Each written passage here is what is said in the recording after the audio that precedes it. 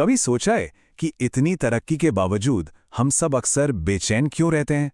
मन की शांति की ये जो तलाश है, ये सदियों पुरानी है और एक इंसान, गौतम बुद्ध ने अपनी पूरी जिंदगी इसी सवाल का जवाब खोजने में लगा दी।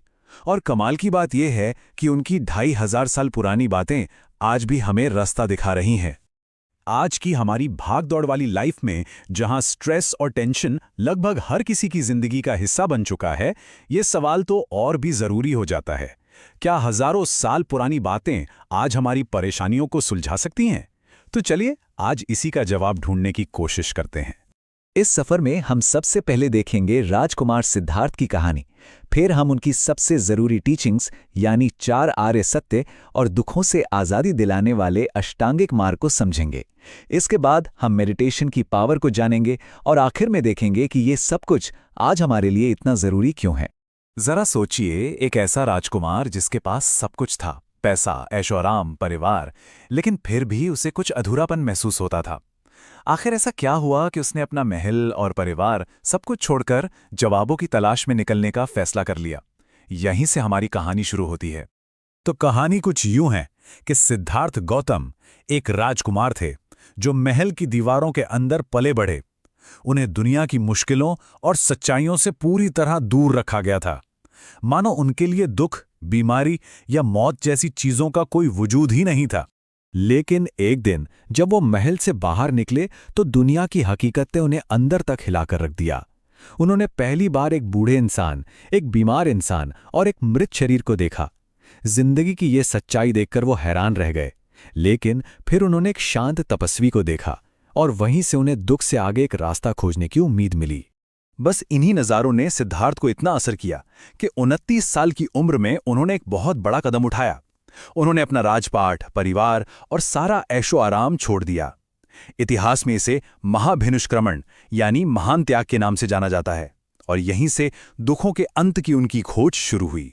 कई सालों तक कठोर तपस्या और खोज करने के बाद बोधगया में एक बोधि पेड़ के नीचे सिद्धार्थ को आखिर में वो ज्ञान मिला जिसकी उन्हें तलाश थी। वो बुद्ध कहलाए। बुद्ध यानी वो इंसान जो जाग चुका है, और उन्होंने जो खोजा वो इंसान के दुखों की सच्चाई से जुड़े 4 गहरे सच थे।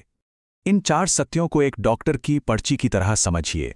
पहला सच है दुख का, जो बताता है कि प्रॉब्लम क्या है, यानी जिंदगी में दुख है।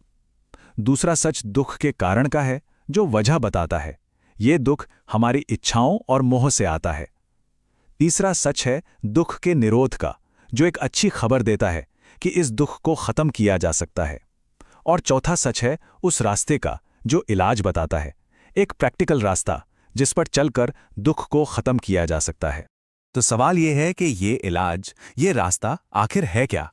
बुद्ध ने सिर्फ प्रॉब्लम नहीं बताई, उन्होंने उसका एक पूरा प्रैक्टिकल ट्रीटमेंट प्लान भी दिया। इसे ही आर्य अष्टांगिक मार्ग के नाम से जाना जाता है। देखिए, ये कोई 10 कमांडमेंट्स की लिस्ट नहीं है, बल्कि ये तो जीने का एक पूरा तरीका है।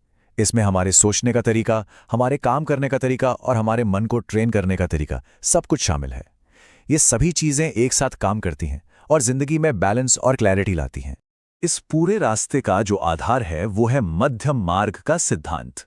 बुद्ध ने अपने अनुभव से जाना कि ना तो बहुत ज्यादा ऐशो आराम से और ना ही खुद को बहुत ज्यादा तकलीफ देने से ज्ञान मिलता है। असली रास्ता तो इन दोनों के बीच बैलेंस बनाने में है।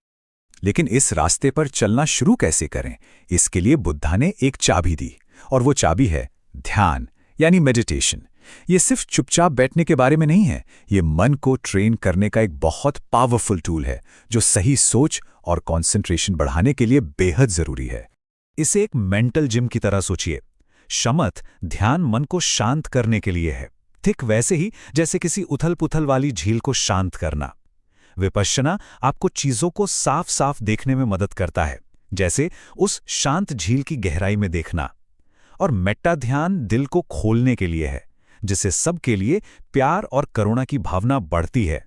सबसे आसान शुरुआत है अपनी सांस पर ध्यान देना। बस आराम से बैठ जाइए और अपनी आती जाती सांस को महसूस कीजिए। जब मन भटकेगा, और वो भटकेगा ही, तो बिना खुद को कोसे बस धीरे से अपना ध्यान वापस सांस पर ले आना है। ये प्रैक्टिस हमारे मन को प्रेजेंट मोमेंट में रहना सिखाती है। और जानते हैं सबसे मजेदार बात क्या है? आज की मॉडर्न साइंस भी इन हजारों साल पुरानी प्रैक्टिसेस के फायदों पर मुहर लगा रही है। रेगुलर मेडिटेशन से स्ट्रेस कम होता है, कंसंट्रेशन बेहतर होता है और यहाँ तक कि दूसरों के लिए हमदर्दी और प्यार भी बढ़ता है। ये हमारे दिमाग और शरीर दोनों के लिए अच्छा है। तो आखिर में सवाल यही उठता है कि 2500 साल पुरानी ये बातें आज की दुनिया में क्या मायने रखती हैं? आज की दुनिया जो लड़ाई और नफरत से भरी है, वहाँ बुद्ध का अहिंसा और करुणा का संदेश और भी ज्यादा जरूरी हो जाता है। जैसा उन्होंने सिखाया था, नफरत को नफरत से कभी खत्म नहीं किया जा सकता। नफरत को सिर्फ प्यार से ही खत्म किया जा सकता है। ये एक यूनिवर्सल सच है। ये जो तस्वीर है, ये बोध गया के महाबोधि मंदिर की है, मतलब ठीक वही जगह जहां बुद्ध को ज्ञान मिला था। ये आज भी एक बहुत शक्तिशाली जगह है जहां दुनिया भर से लोग शांति और प्रेरणा लेने आते हैं। ये इस बात का सबूत है कि बुद्ध के संदेश की ताकत आज भी जिंदा है। बुद्ध की बातें सिर्फ कोई फिलॉसफी नहीं है, ये असल में बहुत प्रैक्टिकल हैं। दुखों को मैनेज करने के लिए उन्होंने जो तरीके बताए, वो आज के तनाव, चिंता और मॉडर्न लाइफ के प्रेशर को मैनेज करने के लिए एकदम परफेक्ट हैं। ये समझिए कि ये माइंड का एक साइंस है। तो ये सब जानने के बाद एक सवाल मन में आता है। सोचिए, अगर हम सब बुद्ध की बस एक सीख, चाहे वो सजग रहना हो, करुणा हो या फिर मध्यम मार्ग हो, उसे अपनी जिंदगी में उतारने की कोशिश करें, तो ये दुनिया कितनी शांत और बेहतर जगह बन